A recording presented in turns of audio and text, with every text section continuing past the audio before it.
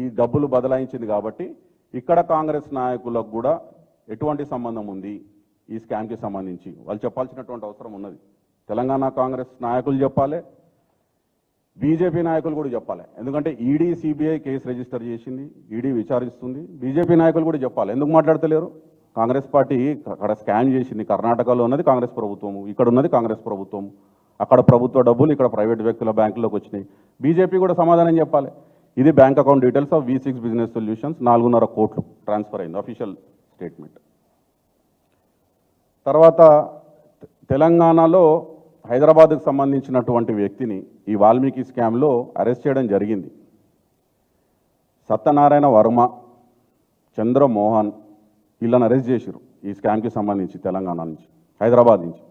వీళ్ళెవరో, వీళ్ళకి కాంగ్రెస్ పార్టీ నాయకులకు ఉన్న సంబంధం ఏందో బయటికి రావాలి. ఈయన సత్యనారాయణ వర్మ ఏదైతే ప్రభుత్వ ఖజానా నుంచి వచ్చిన డబ్బులు బ్యాంక్ అకౌంట్లోకి వచ్చినాయో విచ్చలవిడిగా అవి విత్డ్రా చేసి 3.5 కోట్లు దాదాపు ఖరీదు చేసే స్పోర్ట్స్ కార్లు కొనుక్కున్నారు కర్ణాటకలో గిరిజన సంక్షేమ నిధి నుంచి. అదే చెప్తున్నాం, ఇంత దిగజారుడు జుగుప్సాకరమైనటువంటి స్కాములు కాంగ్రెస్కి తప్ప ఎవరు అసలు ఆలోచించలేరు ఈ లెవెల్లో. సో ఈయనెవరు? ఈయనకి ఇక్కడ కాంగ్రెస్ పార్టీ నాయకులకు సంబంధం ఏంది? ఈ 45 కోట్లు ఏవైతే 9 బ్యాంక్ అకౌంట్లలోకి తెలంగాణలోకి వచ్చినాయో అందులో చాలా మటుకు క్యాష్ విత్డ్రావల్ జరిగింది. ఈడీ వచ్చి దాదాపు 8 కోట్లు రైడ్ చేసి రికవరీ చేసినారు. బంగారం షాపులలో కూడా ఈ అమౌంట్ చేరిందని చెప్పి వాళ్ళు SIT కానీ ఈడీ కానీ బయట ప్రచారం చేసిరు. వాళ్ళంటే అఫీషియల్గా చెప్తారు. ఈ వ్యక్తి 35 కిలోల బంగారం కొనుక్కున్నాడు ఈ డబ్బులతోని తెలంగాణలో. హవాలా అకౌంట్లకు డబ్బులు రావాలి, గోల్డ్ షాప్లకు రావాలి. ఆ గోల్డ్ షాప్లకు వెళ్ళి అమౌంట్ విత్డ్రా చేయకుండా వాళ్ళ అకౌంట్లకి వెళ్ళి గోల్డ్ తీసుకోవాలి. ఆ గోల్డ్ని మళ్ళీ బ్లాక్ మార్కెట్లో అమ్మి ఆ వచ్చిన డబ్బులు ఎలక్షన్లలో ఖర్చు పెట్టాలి కాంగ్రెస్ పార్టీ. ఇది జరిగిన తతంగం. నేను ఎందుకు చెప్తున్నా అంటే ఎలక్షన్లలో ఖర్చు పెట్టిర్రు అని. మీరు డేట్ చూడండి. ఎప్పుడైతే ఈ స్కామ్ జరిగిందో అమౌంట్ ట్రాన్స్ఫర్ అయింది March 30th and April 23rd మధ్యలో తెలంగాణకు వచ్చింది కర్ణాటక నుంచి. March 30 and April 23rd. మన దగ్గర తెలంగాణలో లోక్సభ ఎన్నికల్లో అయింది May 13th. అంటే కరెక్ట్గా ఒక 20 రోజుల ముందు, 20 రోజులు, 25 రోజులు, 30 రోజుల ముందు ఈ డబ్బులు వచ్చినాయి. సరే, వచ్చిన డబ్బులు కొంతవరకు గోల్డ్ షాప్లకు పోయినాయి, కొంతవరకు బార్ షాప్లకు పోయినాయి, వైన్ షాప్లకు పోయినాయి. ఆ వైన్ షాపుల నుంచి అడ్డగోలుగా ఎన్నికల కొరకు మద్యం పంచడానికి కూడా వాడిన తతంగం ఇది, ఈ స్కామ్ ఇది. మేము ఉట్టిగానే చెప్తలేము, ఇవన్నీ నేషనల్ న్యూస్లో వచ్చినాయి. ఈడీ స్టేట్మెంట్ ఇచ్చింది, సిఐడి ఇచ్చింది, సిట్ ఇచ్చింది. వాటి ప్రకారంగానే అంటే ఇంత పెద్ద స్కామ్ జరిగి తెలంగాణలో ఇంత తతంగం జరిగితే ఇక్కడ ప్రజలకు తెలియకపోవడం ఆశ్చర్యం. మీడియా ఇక్కడ రిపోర్ట్ చేయకపోవడం, ప్రజలకు తెలియకపోవడం, ఇక్కడ కాంగ్రెస్ నాయకులు తేలుగుట్టిన దొంగల్లాగా ఉండడం, ఇవన్నీ ఇప్పుడన్నా బయటికి రావాలి. 3 నెలల తర్వాతనైనా రావాల్సినటువంటి అవసరం ఉన్నది. మద్యం పంపిణీ చేసారు, ఎందుకంటే ఆ డబ్బులు గోల్డ్ షాప్లకి, బార్ షాప్లకి పోయి ఆ డబ్బుల్ని విత్డ్రా చేసినంత వరకు విత్డ్రా చేసి ఎన్నికలలో కూడా వాడారు. ఆ స్కామ్ నుంచి వచ్చిన డబ్బులు ఎన్నికల్లో డబ్బులు పంచడానికో దేనికో కాంగ్రెస్ పార్టీ వాడేది. It's clearly out. ఇన్వెస్టిగేషన్ ఏజెన్సీసే చెప్తున్నాయి ఆ డబ్బును ఎట్లా ఖర్చు పెట్టిర్రు అని ఈ స్కామ్ చేసి. ఇదంతా అయిపోతే చివరిగా మేము అడిగేది ఏంటంటే, ఈ పెద్ద స్కామ్ జరిగింది, తెలంగాణలో వ్యక్తులు ఇన్వాల్వ్ అయినరు, చేసింది కాంగ్రెస్ పార్టీ కర్ణాటకలో, ముఖ్యమంత్రి ఒప్పుకున్నారు. ఇక్కడ వ్యక్తులు కాంగ్రెస్ పార్టీకి ఏం సంబంధము, ఇక్కడ కాంగ్రెస్ నాయకులకు ఈ V6 బిజినెస్ సొల్యూషన్స్ ఇట్లాంటి కంపెనీస్ ఎవరివి, వాళ్ళకి ఏం పాత్ర ఉంది ఈ స్కామ్లో అనేది తెలవాల్సినటువంటి అవసరం ఉన్నది. ఈయన సతీష్ జారకిహోలీ గారు, ఈయన కర్ణాటకలో మంత్రి, కర్ణాటక ప్రభుత్వంలో ఒక మంత్రి. ఈయన ఇచ్చిన స్టేట్మెంట్ ఇది. ఈయన పాపులర్ లీడర్, వాల్మీకి సామాజిక వర్గానికి చెందిన పాపులర్ లీడర్ సతీష్ జారకిహోలీ గారు. ఈ స్కామ్ జరిగింది కూడా వాల్మీకి సంక్షేమ నిధి నుంచి, అంటే గిరిజనుల సంక్షేమ నిధికి. సో ఆయన ఏం స్టేట్మెంట్ ఇచ్చినారు?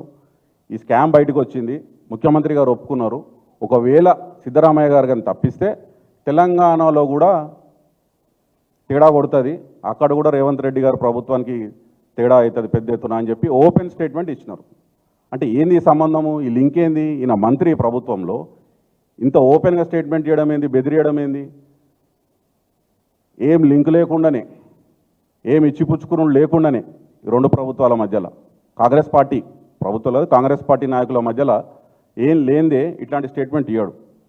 కాకపోతే దురదృష్టం ఏంటంటే సిట్టు, సిఐడి చేసింది కాంగ్రెస్ పార్టీ నాయకులు, ప్రభుత్వంలో ఉన్న మంత్రి నాగేంద్ర. ఆయన పేరు ఛార్జ్షీట్లో పెట్టరు.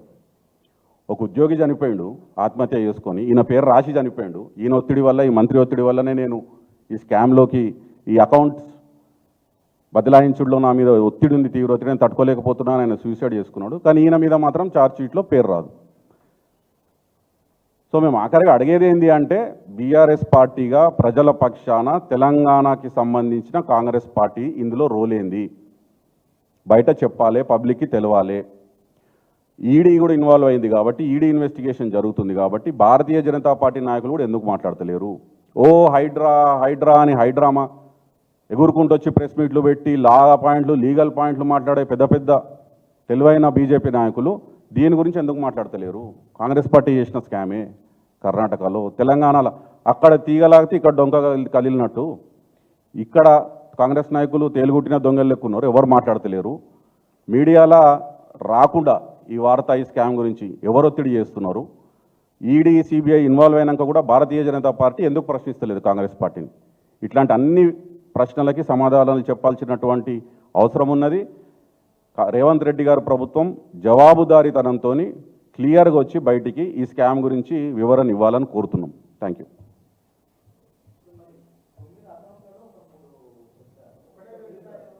ఉన్నాయి, మీకు చెప్తాను. అవును, ఉన్నాయి. ఇందులో ఇక్కడ ఉన్నాయి చూడండి.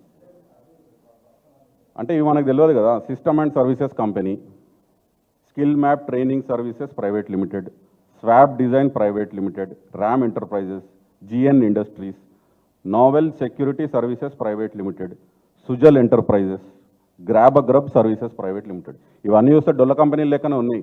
ఇవేం జెన్యూన్గా కార్యకలాపాలు చేసి తెలంగాణలో ఏదో ఉద్యోగాల కల్పన క్రియేట్ చేసి ఏదో బిజినెస్ చేస్తున్నట్టు అనిపిస్తలేవు. ఇవన్నీ డొల్ల కంపెనీలు, షెల్ కంపెనీలు, కేవలం మనీ లాండరింగ్ కోసం పెట్టినటువంటి కంపెనీలు. ఆ బ్యాంక్ అకౌంట్లని తెలుస్తుంది. కాకపోతే బయటకు వచ్చింది కాబట్టి ఇప్పుడు ఈడీ ఇన్వాల్వ్ అయింది కాబట్టి చెప్పాలి. ఈడీ ఫైనల్గా రిపోర్ట్ చేసినప్పుడు, ఛార్జ్షీట్ చేసినప్పుడు ఈ కంపెనీలు ఏంటివి, ఓనర్లు ఎవరు, ఈ కథ ఏంది, దీని వెనకాల ఉన్నది ఎవరు, ఇవన్నీ బయటకు వస్తాయి. మేము రావాలని కోరుకుంటున్నాం, తొందరగా రావాలి. ఇప్పటికైనా ప్రజల్లో దీని గురించి చర్చ జరగాలి. ఈ అటెన్షన్ డైవర్షను, హైడ్రామాలు లీగల్గా జరిగేది అది జరుగుతుంది. కానీ ఇట్లాంటి న్యూస్, బ్రేకింగ్ న్యూస్ కర్ణాటకలో ప్రకంపనలు సృష్టించింది. ఆఖరికి ముఖ్యమంత్రి అసెంబ్లీలో ఒప్పుకోవాల్సి వచ్చింది. అవును, నేను ఒప్పుకుంటున్నాను 90 కోట్ల దుర్వినియోగం జరిగింది, స్కామ్ జరిగిందని. మరి ఇక్కడ తెలంగాణలోకి వచ్చి ఈడీ వచ్చి రైడ్లు చేసిపోతుంది, ఇక్కడికి వచ్చి అరెస్టులు చేస్తుంది. కానీ తెలంగాణలో మాత్రం దీని గురించి చర్చ లేదు. మేము కోరుకునేది అదే, ప్రజలకు తెలవాలి ఏం జరిగింది, ఎవరెవరు ఇన్వాల్వ్ అయి ఉన్నారు, కాంగ్రెస్ పార్టీ ఇందులో ఏం పాత్ర అనేది తెలవాలి పబ్లిక్. Thank you.